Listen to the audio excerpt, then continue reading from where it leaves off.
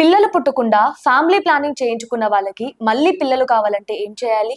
So, family planning చేసుకున్న వాళ్ళకి మళ్ళీ ప్రెగ్నెన్సీ పొందడానికి టోటల్ 2 ఆప్షన్స్ ఉంటాయండి. ఫస్ట్ వచ్చేసి మళ్ళీ ఈ ట్యూబ్స్‌ని కుట్టించుకోవడం. దాన్ని ట్యూబల్ రీకెనలైజేషన్ అంటాం.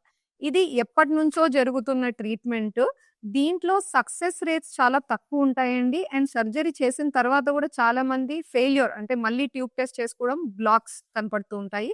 ప్రెగ్నెన్సీ వచ్చినా కూడా ట్యూబ్‌లో రావడం. ఇవన్నీ రీజన్స్‌కి ఈ మధ్య కాలంలో దీనికంటే ఎక్కువగా మనం ప్రిఫర్ చేస్తున్న ఆప్షన్ వచ్చేసి IVF treatment. Test tube baby పద్ధతి.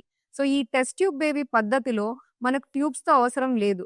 డైరెక్ట్‌గా అండాశయాల నుంచే మనం ఎగ్స్‌ని బయటకి తీసి, హస్బెండ్ కణాలను వేసి, పిండం తయారు చేసి, పిండంని గర్భసంచిలోకి మనం ఇంట్రొడ్యూస్ చేస్తున్నాం. సో, మనం చేసే ప్రొసీజర్‌లో ఎక్కడ కూడా ట్యూబ్‌కి అవసరం ఉండదు.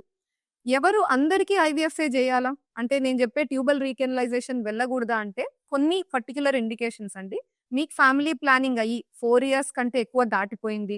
లేదా మీకు ఈ ఫ్యామిలీ ప్లానింగ్ సర్జరీ సిజేరియన్ టైమ్‌లోనే జరిగిపోయింది. పామరాయిస్ అన్న టెక్నిక్ ద్వారా.